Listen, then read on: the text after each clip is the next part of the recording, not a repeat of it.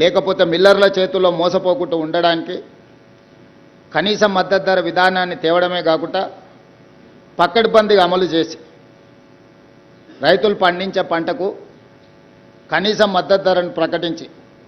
అంతకంటే తక్కువ ఎవరైనా రైతుల నుంచి పండించిన పంటను కొంటే చట్టరీత్యా అన్ని రకాలుగా వాళ్ళ మీద చర్యలు తీసుకోవడానికి ఆనాడు కాంగ్రెస్ ప్రభుత్వము రైతులను కాపాడే ప్రయత్నం చేసింది. అదేవిధంగా రైతుల యొక్క కరువు సమస్యల్ని వలస సమస్యల్ని పరిష్కరించడానికి జలయజ్ఞం పేరు మీద ప్రాజెక్టుల నిర్మాణం వేగవంతం చేయాలి, అత్యంత ప్రాధాన్యతతో కూడుకున్న ప్రాజెక్టులను పూర్తి చేయాలని ముఖ్యంగా తెలంగాణ రాష్ట్రానికి సంబంధించి కల్వకుర్తి ఎత్తిపోతలు కావచ్చు, భీమా నెట్టంపాడు కోయిల్ సాగర్ జూరార్ల ప్రాజెక్టుల యొక్క పూర్తి కావచ్చు, ఆర్డీఎస్ ప్రాజెక్టు యొక్క ప్రక్షాళన కావచ్చు, రాజీవ్ సాగర్ ఇందిరాసాగర్ కావచ్చు, ఈనాటికి అసంపూర్తిగా ఉన్న ఎస్ఎల్బిసి టన్నెల్ కావచ్చు, ఈరోజు పేరు మార్చి ఊరు మార్చి అంచనాలు మార్చి 1,00,000 కోట్ల రూపాయలు కొల్లగొట్టిన కాళేశ్వరం ఆనాడు ప్రాణహిత చెహెల్ల పేరు మీద తుమ్మిడిహెట్టి దగ్గర ఆదిలాబాద్లో మొదలయ్యి రంగారెడ్డి జిల్లా వికారాబాద్ తాండూరు వరకు గోదావరి జలాలను తరలించడానికి ఆనాడు తీసుకున్న ప్రణాళికలు మీకు అందరికీ తెలుసు. ఇవే కాదు చాలా ప్రాజెక్టులు, ఎస్ఆర్ఎస్పి కావచ్చు, మిడ్మానర్ కావచ్చు, శ్రీపాద ఎల్లంపల్లి కావచ్చు, దేవాదుల కావచ్చు, ఇలాంటి చాలా ప్రాజెక్టులని ఆనాడు తెలంగాణ రాష్ట్రం యొక్క ప్రయోజనాల కోసం జలయజ్ఞం ఆధ్వర్యంలో ఆ 10 సంవత్సరాలు ప్రణాళికలు రచించి చాలా ప్రాజెక్టులను వేగవంతంగా పూర్తి చేయడానికి ప్రయత్నం చేసింది. ఈనాడు మనం గుర్తు చేసుకోవాల్సిన పేదల యొక్క గుండె ధైర్యం పి జనార్దన్ రెడ్డి హైదరాబాదు నగరంలో ఉద్యోగ ఉపాధి అవకాశాల కోసం ఇతర జిల్లాలు, ఇతర రాష్ట్రాలు, ఇతర దేశాల నుంచి ఇక్కడికి అవకాశాలను వెతుక్కుంటూ వచ్చే ప్రజలు, వేగంగా విస్తరిస్తున్న నగరం, ప్రజల అవసరాల మేరకు మౌలిక వసతులు లేకపోవడం వల్ల ప్రధానంగా తాగునీటి సమస్య తీవ్రమైనప్పుడు మీరందరూ రిపోర్ట్ చేసిన జర్నలిస్టులే ఇక్కడ ఉన్నారు. ఎండాకాలం వస్తుందంటే సచివాలయం ముందు వేలాది మంది ఆడబిడ్డలతో కుండల ప్రదర్శనలు చేసి ఆనాటి ముఖ్యమంత్రి చంద్రబాబు నాయుడు గారి మీద ఒత్తిడి తీసుకొచ్చి విధిలేని పరిస్థితులు కల్పించి 99-2004 సంవత్సరంలో ప్రధాన ప్రతిపక్ష నాయకుడుగా, సిఎల్పి నాయకుడుగా పీజేఆర్ గారు అసెంబ్లీలో అల్పెరగని పోరాటం చేసి నాగార్జున సాగర్ నుంచి కృష్ణానది జలాలను హైదరాబాద్ నగర ప్రజల యొక్క దాహార్తిని తీర్చడానికి పి జనార్దన్ రెడ్డి గారు ఎనలేని కృషి చేసి ఈనాడు హైదరాబాద్ నగరంలో కృష్ణా ఫేజ్ 1, ఫేజ్ 2, ఫేజ్ 3, అదేవిధంగా రోసయ్య గారు, కిరణ్ కుమార్ రెడ్డి గారు గోదావరి జలాలను తరలించాలని, అంతకంటే ముందు మంజిరా సింగూరు నుంచి వచ్చే తాగునీటి జలాలను వృధా కానియకుండా జంట నగరాల దాహార్తిని తీర్చడానికి నిజాం సర్కార్ కట్టిన గండిపేట నుంచి వచ్చే తాగునీటి సమస్య తర్వాత ఈ ప్రాజెక్టులే నగర విస్తరణకు వేగంగా ఈ నగరం అభివృద్ధి జరగడానికి ఈ సమస్యలను పరిష్కరించి ఈనాడు ఐటీ, ఫార్మా, ఎడ్యుకేషనల్ ఇన్స్టిట్యూట్స్ ఒక నాలెడ్జ్ హబ్గా హైదరాబాద్ మారింది అని అంటే ఆనాడు ఒక స్పెషల్ పాలసీ తీసుకొచ్చింది. చంద్రబాబు నాయుడు గారైనా, డాక్టర్ వైఎస్ రాజశేఖర రెడ్డి గారైనా ఈ మహానగర యొక్క అభివృద్ధి కోసం తీసుకున్న నిర్ణయాలను రాజకీయంగా భిన్న అభిప్రాయాలు ఉన్నా వాటిని కొనసాగించారు. అందులో భాగంగానే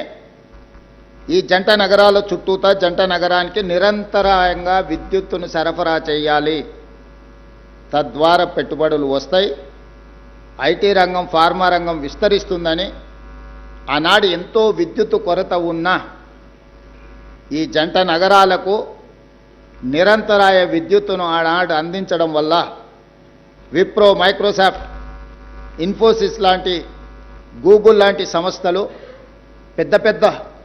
ఐటీ రంగంలో దిగ్గజాలైన సంస్థలు ఈ నగరానికి తరలి రావడం జరిగింది. ఫార్మాలో చెప్పవలసిన అవసరమే లేదు. ప్రపంచానికే ఆదర్శంగా నిలబడే ఫార్మా రంగాన్ని ఆనాడు ప్రోత్సహించడం వల్లనే ఈనాడు భారతదేశం ఉత్పత్తి చేస్తున్న బల్క్ డ్రగ్స్లో 40% మన నగరం నుంచే ఉత్పత్తి జరుగుతుంది. మొన్న జరిగిన కోవిడ్ ఉపద్రవంలో 4 కోవిడ్ వ్యాక్సిన్స్ వస్తే 3 కోవిడ్ వ్యాక్సిన్స్ మన నగరం నుంచే ఉత్పత్తి చేయడం జరిగింది. నిన్నగాక మన ఎలిలిలి అని ప్రపంచ దిగ్గజ సంస్థ $1 బిలియన్ ఇన్వెస్ట్మెంట్ చేసి ప్రపంచానికి మొత్తం వాళ్ళు సరఫరా చేసే మందులను ఇక్కడనే ఉత్పత్తి చేసి ఇక్కడి నుంచే ప్రపంచానికి అందిస్తామని చెప్పి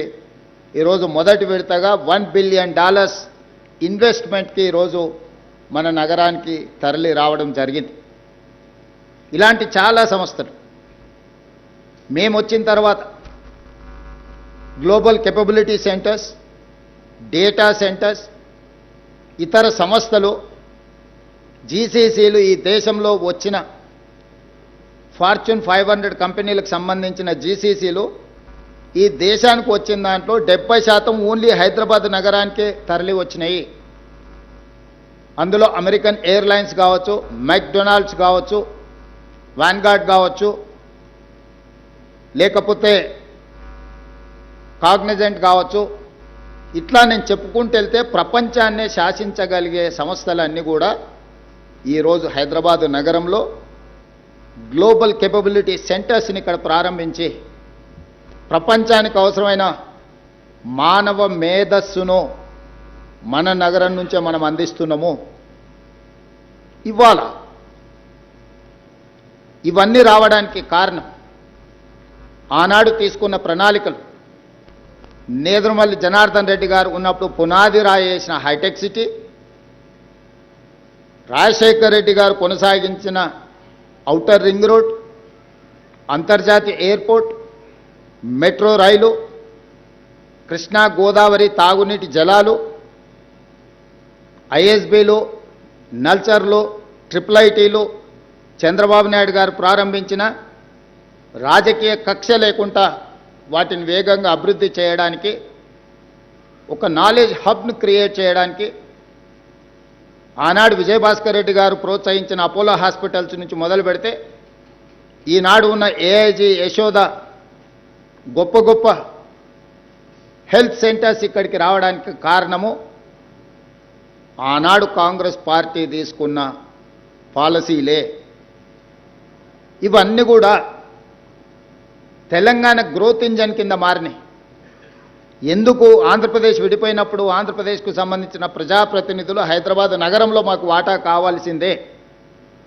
మేము ఇక్కడనే ఉంటాం, ఇక్కడనే తిష్ట వేస్తామని అడగడానికి ప్రధానమైన కారణము అంతర్జాతీయ స్థాయి ప్రమాణాలతో ఆ 10 సంవత్సరాలు కాంగ్రెస్ పార్టీ అభివృద్ధి చేయడమే. అంతర్జాతీయ ఎయిర్పోర్ట్ కావచ్చు, ఔటర్ రింగ్ రోడ్ కావచ్చు, హైటెక్ సిటీ కావచ్చు, ఐటీ ఫార్మా కంపెనీలు కావచ్చు, పేరెన్నికగన్నిన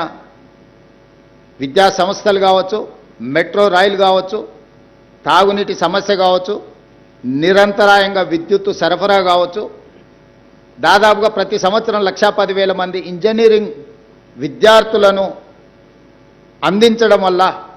ఈ సంస్థలలో పనిచేయడానికి అవసరమైన నైపుణ్యాన్ని అందించడం వల్ల ఉమ్మడి రాష్ట్రంలో అత్యధికంగా ఆదాయం హైదరాబాద్ నగరం అందించడం వల్ల ఈనాడు తెలంగాణ రాష్ట్రానికి నడపడానికి అవసరమైన ఇంధనం 65% ఈ జంట నగరాల నుంచే వస్తుంది. భారతదేశంలో హైయెస్ట్ పర్ క్యాపిటా దేశంలోనే రంగారెడ్డి జిల్లా మొదటి స్థానంలో ఉంది పర్ క్యాపిటాలో. అంటే ఆనాడు కాంగ్రెస్ పార్టీ తీసుకున్న నిర్ణయాలు అభివృద్ధి కార్యక్రమాలు కాదు, సంక్షేమం, ఆరోగ్యశ్రీ కావచ్చు, రైతు రుణమాఫీ కావచ్చు, సాగునీటి ప్రాజెక్టులు కావచ్చు, ఇట్లాంటి ఏ ప్రాజెక్టులు తీసుకున్నా, ఉచిత కరెంటు కావచ్చు, ప్రతి పథకాన్ని పకడ్బందీగా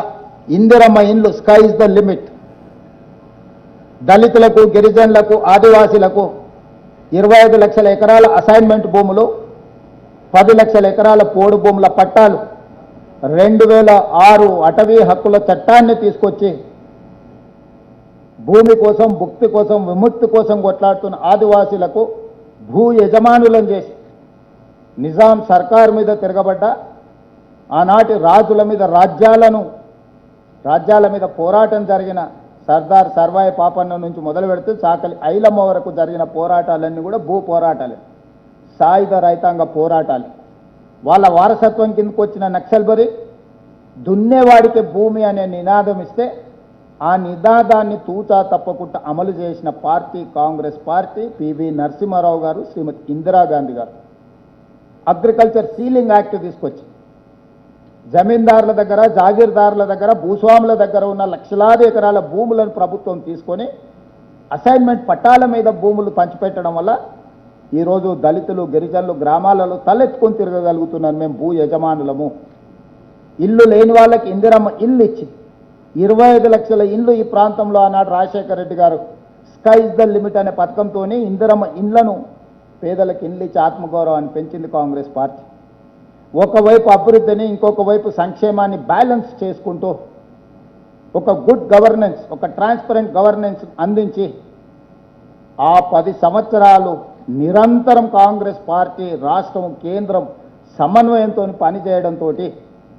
ఆ రోజు మెట్రో కట్టుకోవడానికి